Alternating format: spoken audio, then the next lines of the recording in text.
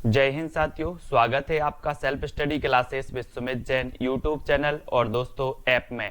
दोस्तों बहुत सारे स्टूडेंट को ऐप डाउनलोड नहीं करते बन रहा है या फिर कर भी लिया है तो कोर्स भी नहीं देख पा रहे हैं। तो मैं आज उनको बता दूं कि ये जो सेल्फ स्टडी क्लासेस इस प्रकार से जब आप प्ले स्टोर से करते हैं तो ये आपका वेल जो है आइकन उसमें लगा हुआ है ना। तो इस प्रकार से सेल्फ स्टडी क्लासेस आपको सर्च करना है और ऐसे आइकन में आपको ऐप मिलने वाला है। ठीक है, तो दोस्तों हम देखें कि प्ले स्टोर में आपको इस प्रकार से दिखेगा ये सेल्फ स्टडी क्लासेस। ठीक है, ये प्ले स्टोर में आपको सेल्फ स्टडी क्लासेस का ऐप दिखने वाला है। ठीक है, ये इमेज उसमें डली है, ये आइकन, ये लोगो उसमें डला है। ठीक है, अब दोस्तों इसको इंस्टॉल करना है, यहां से आप इंस्टॉल करेंगे।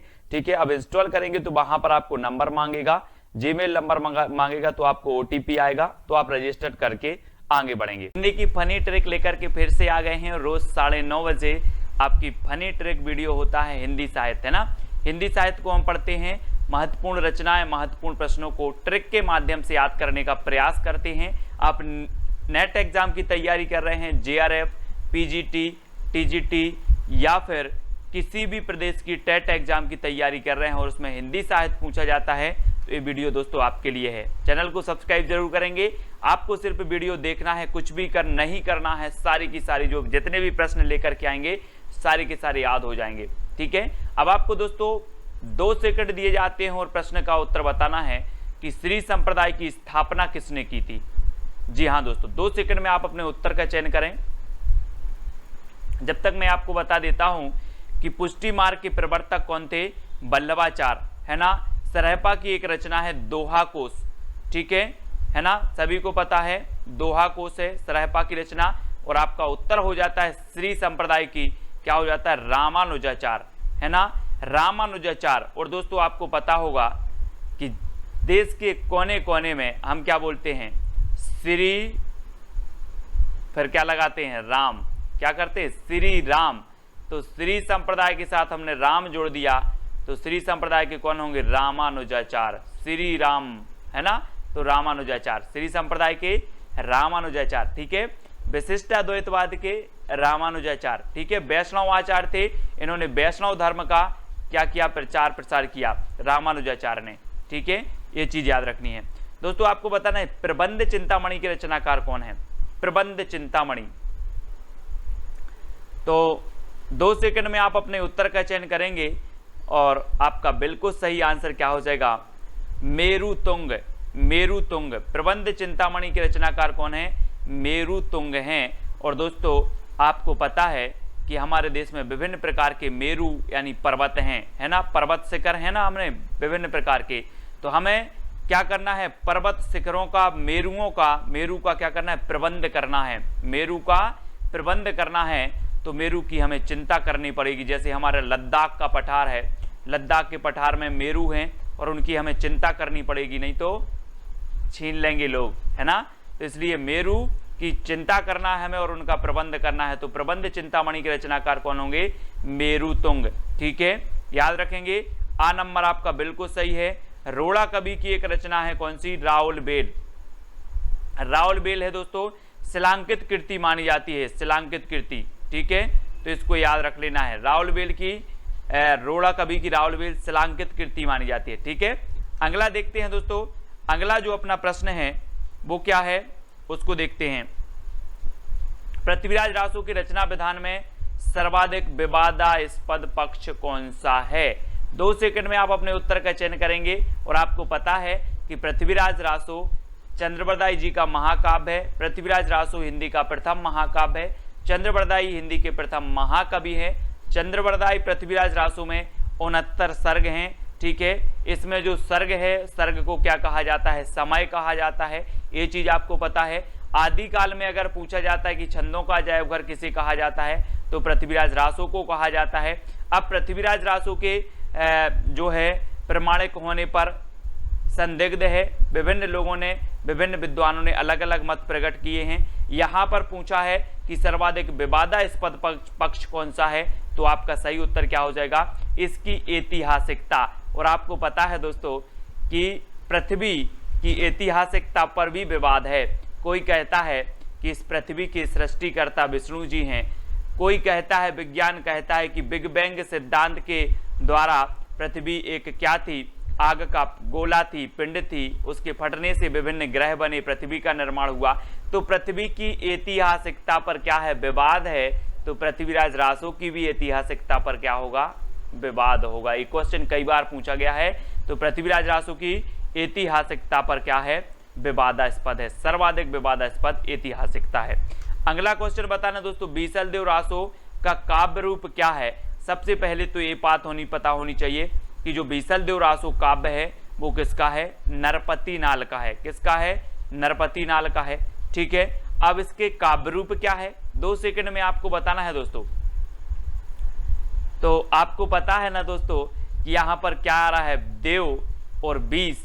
तो 20 देव, आपने पता होगा 20 देव के गीत गाते हैं। 20 देव बोले, हनुमान जी की भी पूजा कर लो, राम की भी कर लो, श्री कृष्ण भी की कर लो, है ना, मस्जिद में भी चले जाओ।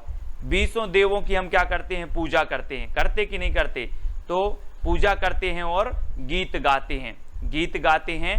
तो बीसलदेव रासो का जो काव्य रूप होगा वो क्या होगा, गीति काव्य, गीति काव्य। ठीक है, और बीसलदेव रासो के रचयिता कौन है, नरपति नाल। ठीक है, और बीसलदेव रासो जो है दोस्तों आपको पता है ये अजमेर के शासक के संबंधित है। ठीक है, अजमेर के शासक थे विग्रहराज, विग्रहराज इसके नायक हैं, ये भी याद रख लेना है। बीसलदेव राज के नायक कौन है अगर पूछा जाए तो विग्रहराज हैं, और इस श्रृंगारिक रचना मानी जाती है बीसलदेव रासो, ये चीज भी आपको याद रखनी है। ठीक है, अगला देखो, अपभ्रंश का भवभूति किसे कहा जाता है। अपभ्रंश का भवभूति बताना है। और दोस्तों आपने पता होगा यहाँ पर क्या रहा, भवभूति, भवभूति से नहीं लग रहा आपको कि भभूति, भभूति क्या करते हैं पंडा लोग, क्या करते हैं, अपनी भभूति अभूति लगाई मुंह में, है ना, सब जगह टीका ईका लगाया, भभूति लगाया और भगवान के पास पहुंच गए और पुष्प चढ़ाने, क्या चढ़ाने, पुष्प चढ़ाने।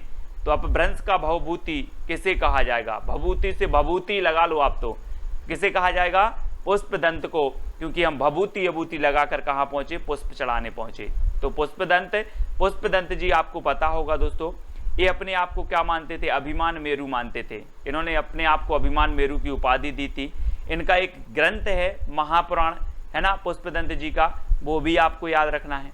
ठीक है, और अपभ्रंश के प्रथम कवि कौन है, स्वयंभू, ये अपभ्रंश के प्रथम महाकवि हैं, है ना। और स्वयंभू को हिंदी का प्रथम कवि किसने माना है, तो वो माना है किसने, राम कुमार वर्मा ने। ये चीज भी आपको याद रखनी है। ठीक है, राम कुमार वर्मा। और सरहपा के बारे में तो मैंने आपको बताया था कि सरहपा की जो रचना है एक कौन सी है, दोहा कोश है ना। सरहपा मैंने आपको कई बार बताया है कि आप कभी बोलोगे कि सर दोहा सुनाओ, सर दोहा सुनाओ, तो मैं वही वाला सुना दूंगा कि पोथी पढ़ पढ़ जग मुआ पंडित भया न कोई, 2.5 अक्षर प्रेम के पढ़े सो पंडित, वही वाला दोहा आता मुझे तो, है ना। तो सर दोहा सुनाओ, तो दोहा कोश सरहपा, सर से, है ना। और राम सिंह की कौन सी है, पाहोड़ दोहा, पाहोड़ दोहा। ठीक है, तो याद रखना है। अगला बताना, ध्यान मंजरी की रचयिता कौन है। दोस्तों ध्यान मंजरी के रचयिता बताना है, अग्रदास हैं, नावादास हैं, कुंभन दास हैं या फिर सूरदास हैं। तो आपका बिल्कुल सही आंसर क्या हो जाएगा। दोस्तों मैं बोल रहा हूं कि आप पढ़ाई कर रहे हो और आपका ध्यान अग्र कहीं नहीं जाना चाहिए, सिर्फ पढ़ाई पर जाना चाहिए, वीडियो पर जाना चाहिए। अग्र आपको, आपका ध्यान नहीं जाना चाहिए।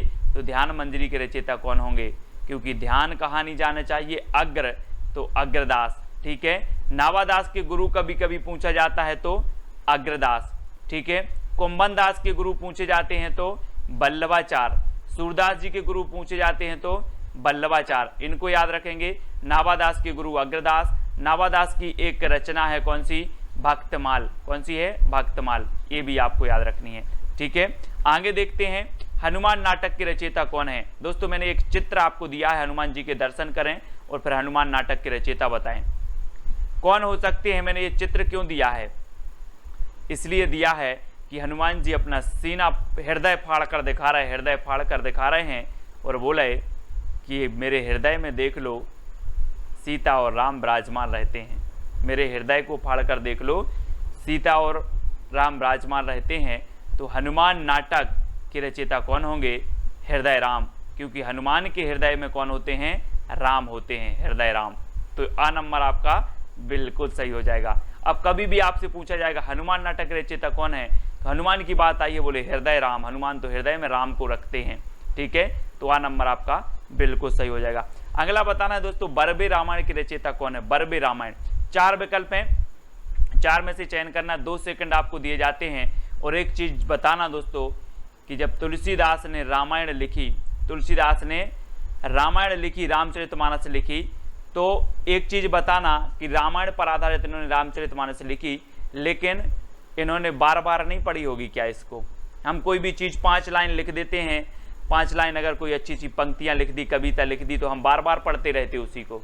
तो तुलसीदास ने इतना बड़ा महाकाव्य लिखा, ये बार बार नहीं पढ़ेंगे, पढ़ेंगे ना बार बार, तो बार बार पढ़ी तो बरबे रामायण, बरबे से बार बार, बरबे रामायण के रचयिता कौन होंगे, बोले तुलसीदास होंगे, क्योंकि इन्होंने क्या की, रामचरितमानस की रचयिता इन्होंने रचना की, रामायण की रचना की, है ना, तो इन्होंने बार बार पढ़ी, इसलिए बरबे रामायण। याद रखना तुलसीदास जी राम काव्य धारा की पता है आपको, श्रेष्ठ कवि माने जाते हैं, है ना, जानकी मंगल, है ना, बरबे रामायण और भी बहुत सारी इनकी रचनाएं हैं, रामचरितमानस, ठीक है, विनय पत्रिका, कृष्ण गीतावली, ये सारी की सारी रचनाएं याद करना है तुलसीदास जी की।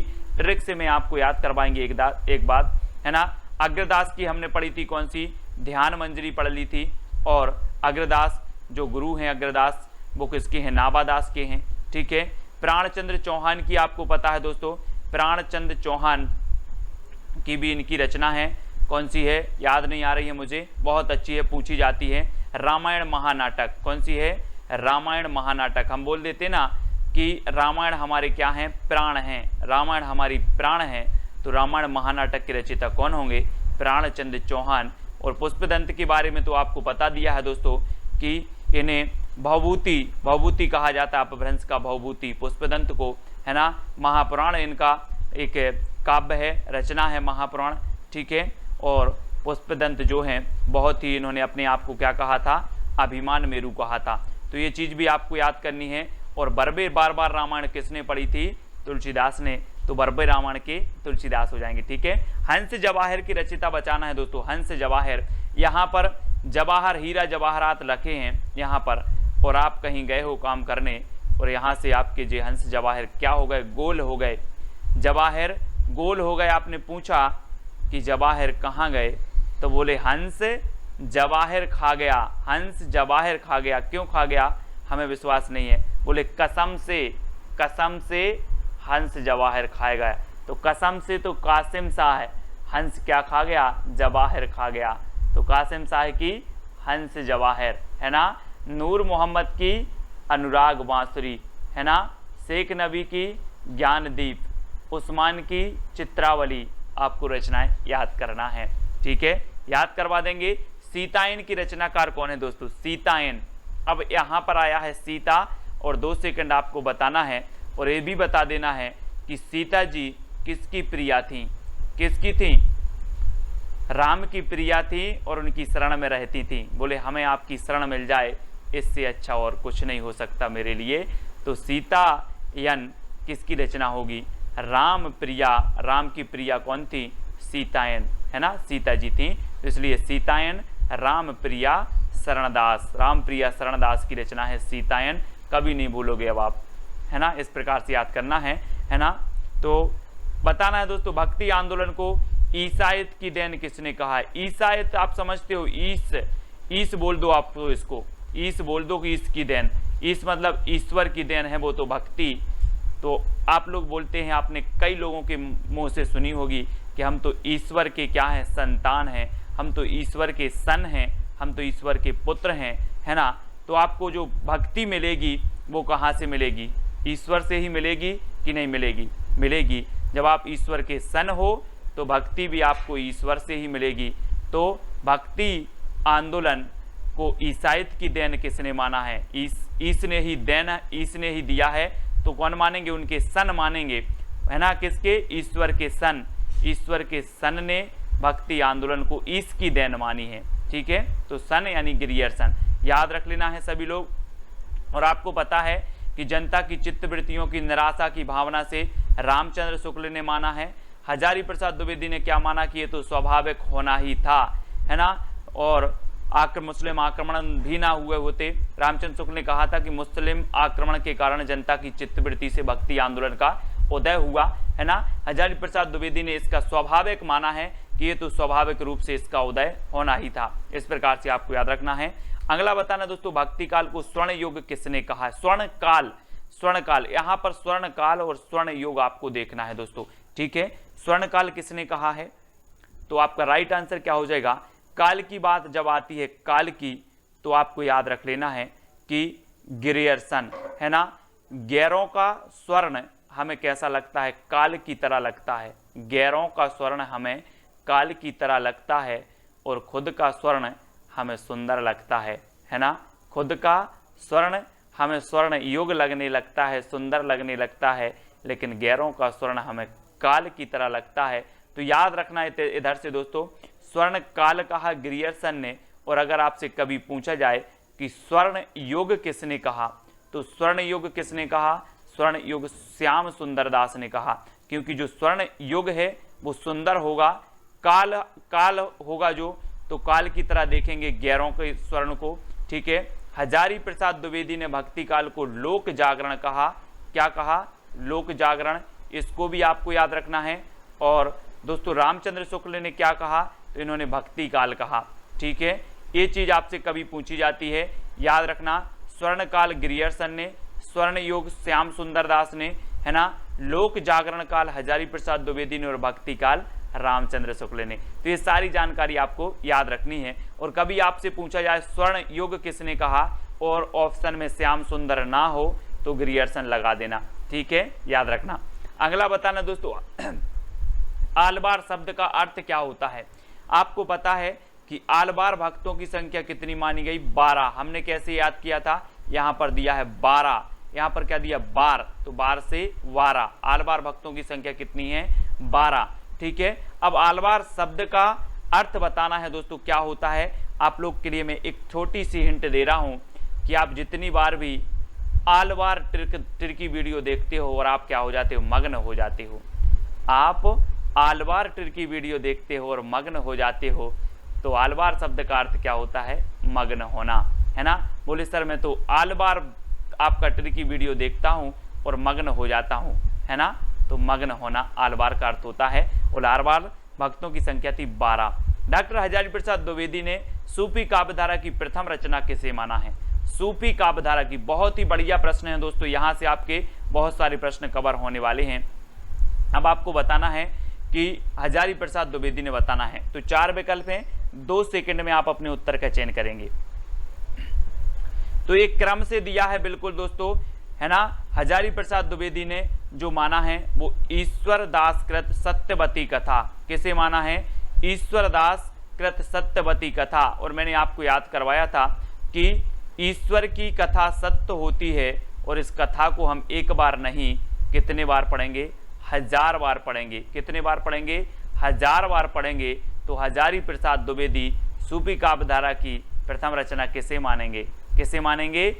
ईश्वर दास कृत सत्यवती कथा को, क्योंकि ईश्वर की कथा सत्य होती है और इस सत्य कथा को हम 1000 बार पढ़ेंगे, ठीक है, 1000 बार पढ़ेंगे। तो इसको याद रखेंगे। असायत कृत हंसावली, असायत की रचना हंसावली, जिसका रचना काल 1370 है, ठीक है। मुल्ला दाऊद की चंदायन 1379 इसका रचना काल है। ईश्वर दास कृत सत्यवती कथा 1501 इसका रचना काल है। कुतुबन कृत मृगावती 1503 इसका रचना काल है। एक क्वेश्चन और पूछा जाता है दोस्तों, रामचंद्र शुक्ल ने सूफी काव्यधारा की प्रथम रचना किसे माना है? तो मृगावती को माना है, मृगावती को माना है। और प्रथम कभी माना है? कुतुबन को। तो ये चीज आपको याद रखनी है, जिसका रचना काल क्या है? 1503 है। अब एक क्रमबद्ध में अगर कभी पूछा जाए तो पहले हंस लिया करो, पहले हंसो फिर चांद को देखो, पहले हंसो फिर चांद को देखो, फिर सत्य कथा सुनो और फिर क्या हो जाएगा आप, है ना, मृग को देखो। इस प्रकार से याद करना है कि पहले हंसो फिर चांद को देखो, सत्यवती कथा और मृगावती, ठीक है। इस प्रकार से मैं आपको जो आपकी क्रमबद्ध है ना दोस्तों, वो इसी प्रकार से याद करवा देंगे। क्रमबद्ध वाले जो आपकी रचनाएं हैं, जो आपके कवि हैं, उनको करवाएंगे, दिक्कत नहीं करना है। छिताई वार्ता की रचनाकार कौन है? छिताई वार्ता दोस्तों, यहाँ पर क्या आया है? ताई, और सभी के घर में ताई होती हैं। बोले हमारी ताई बहुत अच्छी हैं, ऐसे बोलते हैं ना, हमारी ताई तो बहुत अच्छी हैं, मुझे नारायण जी की क्या सुनाती हैं, कथा सुनाती हैं, और बोलती हैं कि आप नारायण जी की कथा सुना करो, है ना, आपका क्या हो जाएगा, अच्छा होगा, आप एग्जाम में पास हो जाओगे। तो छिताई से आ रहा है ताई, और ताई किसकी कथा सुनाती हैं, नारायण जी की, है ना। तो नारायण नारायण और नारायण की कथा सुनाती हैं ताई। तो छिताई वार्ता के रचनाकार कौन होंगे, नारायण दास। ठीक है। सत्यवती कथा ईश्वर दास की है। तुलसीदास की हमने पढ़ ली थी। रामचरितमानस, है ना, 1574 इसका रचना काल माना जाता है। और अग्रदास की रचना हमने पढ़ी थी कौन सी, ध्यान मंजरी। ध्यान मंजरी आपको याद रहना है। ठीक है। अगला बताना दोस्तों, रामायण महानाटक के रचनाकार कौन है। मैंने तो आपको बता दिया है, क्या बता दिया, कि रामायण हमारी क्या है, प्राण है, रामायण हमारी प्राण है। तो रामायण महानाटक के रचनाकार कौन होंगे, प्राण है तो प्राणचंद्र चौहान, है ना। रामायण हमारी क्या है, प्राण, तो प्राणचंद्र चौहान LT ग्रेड, है ना, में पूछा गया था ये क्वेश्चन, बहुत ही बढ़िया क्वेश्चन है।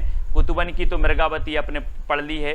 तुलसीदास की अपन रामचरितमानस, है ना, वर्वे रामायण, रामाज्ञा प्रश्न और कृष्ण गीतावली, ये सारी रचनाएं तुलसीदास जी की हैं। गोकुलदास की बात करें तो 252 वैष्णव की वार्ता और 84 वैष्णव की वार्ता, ये गोकुलदास की रचनाएं हैं, है ना, इनको भी आपको याद रखना है। दोस्तों आगे पूछा जाता है श्याम सगाई के रचनाकार कौन है, श्याम सगाई। और दोस्तों जल्दी से बताना है, श्याम जी के जो बाबा थे वो कौन थे, नंद बाबा। आप लोग बोलते नंद बाबा, और नंद बाबा ने बोला कि श्याम अब क्या हो गए, बड़े हो गए हैं, अब इनकी क्या कर दी जाए, सगाई कर दी जाए। किसने सोचा, नंद बाबा ने। तो नंद बाबा ने श्याम की सगाई किसने की, नंद बाबा ने। तो नंददास, श्याम सगाई के रचनाकार कौन होंगे, नंददास। नंददास की दोस्तों क्या है, भंवर गीत भी है, भंवर गीत है ना, और रूप मंजरी है, अनेकार्थ मंजरी भी इन्हीं की है। ठीक है। बहुत सारी है नंददास की रचनाएं, मैं आपको बहुत अच्छे से समझाऊंगा, ट्रिक से कभी नहीं भूलोगे आप। तो श्याम सगाई तो याद हो गई होगी कि नंद ने सोचा अब श्याम की सगाई कर दी जाए। ठीक है। मलिक मोहम्मद जायसी सूफी काव्यधारा की प्रथम महाकवि माने जाते हैं दोस्तों, और इनकी जो महाकाव्य है वो कौन सा है, पद्मावत है। हजारी प्रसाद द्विवेदी की अगर बात करें तो हजारी प्रसाद द्विवेदी बहुत ही श्रेष्ठ, है ना, साहित्यकार हुए हैं।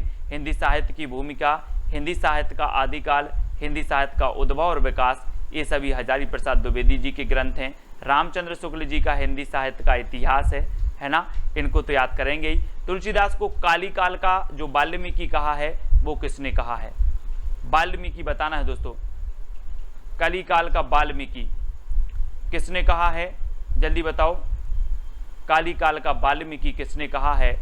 तो आपको पता है दोस्तों कि हम बोलते हैं काल आ गया, क्या आ गया, काल आ गया। तो काल कहाँ से आता है, धरती में से कि नभ से। आप देखते हो कि हे भगवान काल आ जाता मुझे तो उठा लेता, है ना। तो काल कहाँ से आएगा, नभ से आएगा। तो कली काल का वाल्मीकि किसे कहा जाएगा, किसने कहा है, तो नावादास ने। नभ से आएगा काल, है ना। तो कली काल का वाल्मीकि नावादास ने कहा है, किसे, तुलसीदास को। ठीक है, याद करना है। अगला देख लेते हैं दोस्तों, तुलसीदास को चलता फिरता तुलसी तरु किसने कहा है, तुलसी तरु।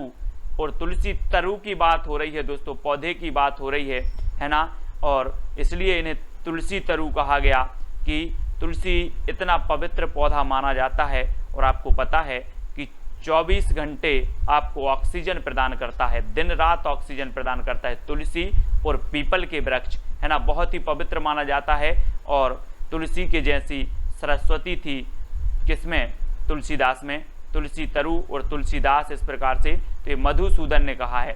ठीक है, किसने, मधुसूदन ने। और मधु मतलब होता है भौरा, तो भौरा किसके पास जाएगा, तरु के पास तो जाएगा, है ना। तो मधु तरु के पास जाएगा, इसलिए मधुसूदन सरस्वती ने तुलसीदास को चलता फिरता तुलसी तरु कहा। बहुत ही बढ़िया प्रश्न है, कई बार पूछा गया है। अगला बताना, भक्तमाल के टीकाकार कौन माने जाते हैं। भक्तमाल के टीकाकार प्रियादास हैं, अग्रदास हैं, हेमचंद्र या फिर देवसेन हैं। तो आपको बताना है दोस्तों, भक्तमाल रचना है किसकी, नाभादास की। लेकिन भक्तमाल के कौन बताना है, टीकाकार बताना है। और मैं आपको हिंट दे रहा हूं कि जो भक्त देते हैं, भक्त होते हैं, वो भगवान के प्रिय होते कि नहीं होते, जल्दी बताओ। भक्त भगवान के प्रिय होते हैं, इसलिए भक्तमाल के टीकाकार कौन होंगे, प्रियादास। कौन होंगे, प्रियादास होंगे। तो आ नंबर आपको याद रख लेना, क्योंकि भक्त भगवान के प्रिय होते हैं। तो प्रियादास, ठीक है। अग्रदास की तो हमने पढ़ी ही थी कि अग्रदास की ध्यान मंदिरी। हेमचंद्र अपभ्रंश के व्याकरणाचार्य हैं। देवसेन दोस्तों हिंदी की प्रथम रचना है इनकी कौन सी, श्राप का चार, ठीक है। श्राप का चार 933 ईस्वी जिसका रचना काल है, तो इसको भी आपको याद रखना है, ठीक है। अब दोस्तों आपको एक चैलेंज प्रश्न दिया जाता है कि विनय पत्रिका की भाषा क्या है। आपको कमेंट में इसका उत्तर बताना है, विनय पत्रिका की भाषा क्या है, अवधी, भोजपुरी, ब्रज या फिर मैथिली। तो इसकी भाषा आपको बताना है कमेंट में। सभी लोग, जितने भी लोग देख रहे हैं, सभी को इसका उत्तर बताना है, ठीक है। सभी लोग बताएंगे। और आपका जो पिछला चैलेंज प्रश्न था, चित्रलेखा किसकी रचना है, तो चित्रलेखा किसकी है, भगवती चरण वर्मा की। हमने कैसे इसको याद किया था कि हमें जो हम पुस्तक पढ़ते हैं, जो हम रजिस्टर में पढ़ते हैं, जो नोट्स पढ़ते हैं, सबसे पहले पृष्ठ पर हमें चित्र बनाना है किसका, भगवती का। भगवती का बनाओगे तो आपका कल्याण जरूर होगा। इस प्रकार से हमने दोस्तों हिंदी साहित्य की निरंतर रोज अपनी क्लास चलती है सुबह 9:30 पर, है ना, जिसमें हम टर्की वे में समझते हैं। शाम को रात्रि 9 बजे भी आपका टेस्ट होता है ना, विस्तृत अध्ययन करते हैं, टेस्ट होते हैं। तो हिंदी साहित्य की 2 क्लासें आपकी चलती है, सुबह 9:30 बजे और रात्रि 9 बजे, ठीक है। तो इन जरूर देखें इनको। हिंदी व्याकरण की आपकी 8 बजे क्लास होती है, तो उसको देखें। वीडियो को लाइक करें। जो भी अभी टेलीग्राम ग्रुप से नहीं जुड़े वो टेलीग्राम से जुड़ जाएं।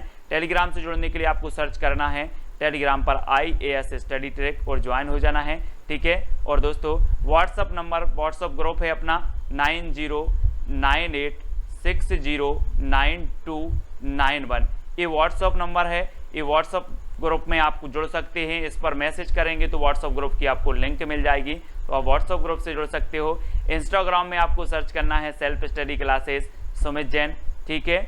और फेसबुक पे आपको सुमित जैन सर्च करना है और वीडियो को लाइक करके शेयर अवश्य करना है। वीडियो कैसा लगा कमेंट के माध्यम से अवश्य बताना है और शेयर जरूर करना है। लाइक तो सभी लोग करेंगे। जय हिंद। दोस्तों बहुत सारे स्टूडेंट को ऐप डाउनलोड नहीं करते बन रहा है, या फिर कर भी लिया है तो कोर्स भी नहीं देख पा रहे हैं। तो मैं आज उनको बता दूं कि ये जो सेल्फ स्टडी क्लासेस इस प्रकार से जब आप प्ले स्टोर से करते हैं तो ये आपका जो है आइकन उसमें लगा हुआ है ना। तो इस प्रकार से सेल्फ स्टडी क्लासेस आपको सर्च करना है और ऐसे आइकन में आपको ऐप मिलने वाला है, ठीक है। तो दोस्तों हम देखें कि प्ले स्टोर में आपको इस प्रकार से दिखेगा ये सेल्फ स्टडी क्लासेस, ठीक है। ये प्ले स्टोर में आपको सेल्फ स्टडी क्लासेस का ऐप दिखने वाला है, ठीक है। ये इमेज उसमें डली है, ये आइकन, ये लोगो उसमें डला है, ठीक है। अब दोस्तों इसको इंस्टॉल करना है, यहां से आप इंस्टॉल करेंगे, ठीक है। अब इंस्टॉल करेंगे तो वहां पर आपको नंबर मांगेगा, जीमेल नंबर मांगेगा, तो आपको OTP आएगा, तो आप रजिस्टर करके आगे बढ़ेंगे।